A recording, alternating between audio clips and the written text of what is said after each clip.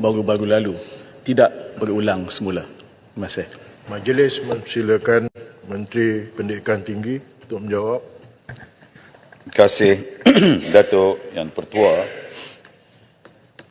Izinkan saya mengucapkan terima kasih kepada Yang Berhormat Indra Mahkota membukakan soalan yang penting ini untuk dijawab di dalam Dewan Yang Mulia ini. Dan sebelum itu juga saya mengucapkan terima kasih atas kenyataan Yang Berhormat Indra Mahkota sebentar tadi berkaitan dengan penganugerahan Profesor Diraja Terpuji kepada Yang Berbahagia Tan Sri Dr. Syed Muhammad Naqib Alatas, seorang pemikir tersohor bukan hanya di dalam negara kita tetapi juga di seluruh dunia. Yang Berhormat Datuk Yang Dipertua, saya menyedari keresahan di kalangan khalayak dan juga di kalangan akademik khususnya berkaitan dengan kenyataan UKM tentang perkeliling pejabat pendaftar, iaitu pemakluman larangan membuat kenyataan yang boleh membawa kemudaratan awam.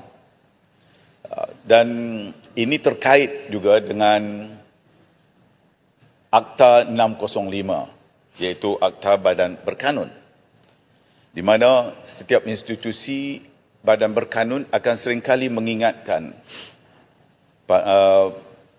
staf mereka berkaitan dengan yang boleh dan yang tidak boleh mereka lakukan.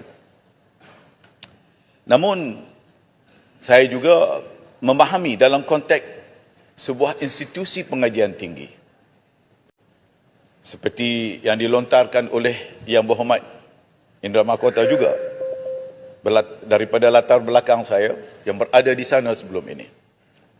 Dan yang menjadi persoalannya ialah bagaimana pengurusan universiti mengambil perhatian terhadap setiap arahan ataupun peringatan yang diberikan oleh pihak JPA berkaitan dengannya, kerana ia terkait dengan badan berkanun yang tersebut.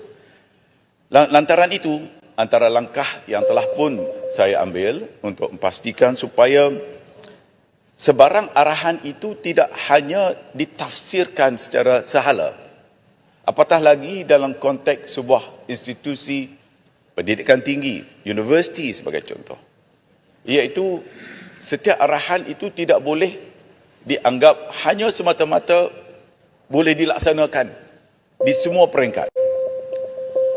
Dan ini telah pun saya buat teguran kepada universiti kalau sekiranya ada kekeliruan atau kekaburan dalam tafsiran yang dikeluarkan itu, maka hendaklah terlebih dahulu dimaklumkan kepada pihak berkuasa, termasuk juga di peringkat Kementerian Pendidikan Tinggi, untuk kita perjelaskannya. Dan peringatan itu diambil. Ini kerana Yang Berhormat Datuk Yang Dipertua, saya seringkali mengingatkan kepada universiti bahawa universiti itu adalah mewakili sebuah negara, iaitu microcosm of the nation. Jadi ini yang sangat penting untuk diambil perhatian. Lantaran itulah juga selepas perkara ini timbul, saya telah mengadakan mesyuarat di peringkat tertinggi untuk melihat kenapa kekangan seperti ini berlaku dalam konteks dunia akademik kita. Maka halangan terbesar ialah kerana kita ada Akta 605. Yang Berhormat Indra Mahkota tentunya faham sebab beliau juga pernah berada di sana. Dan beberapa cubaan telah pun dibuat, dan sehingga kini pun saya telah meminta supaya Akta 605 ini juga dilihat semula bagi memberikan pengecualian dalam konteks universiti awam. Kerana universiti awam itu dianggap sebagai badan berkanun. Dan di dalam Akta 605 itu ada 12 institusi yang dikecualikan. Maka sudah sampai masanya juga kita perlu melihat dalam konteks sebuah universiti Sebagai contoh dalam konteks perkara 18.1, 18.2 yang menyentuh tentang perkara yang boleh, perkara yang tidak boleh.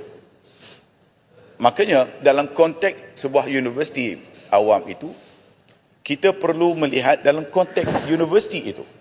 Tidak terlibat dalam keseluruhan perkeliling secara awam atau secara umum yang diberikan kepada semua pihak yang terlibat, yang tertakluk di dalam kategori yang disebutkan sebagai badan-badan berkanun.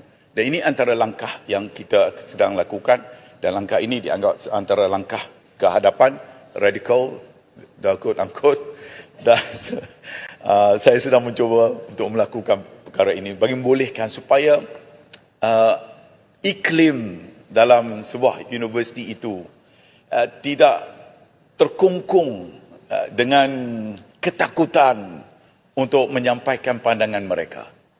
Tapi dengan syarat, dalam tradisi keintelektualan, kesarjanaan, seseorang yang akan bercakap itu, dia tidak akan bercakap secara merapu dengan izin. Ya, tanpa fakta, dengan membuat teori-teori yang bukan-bukan.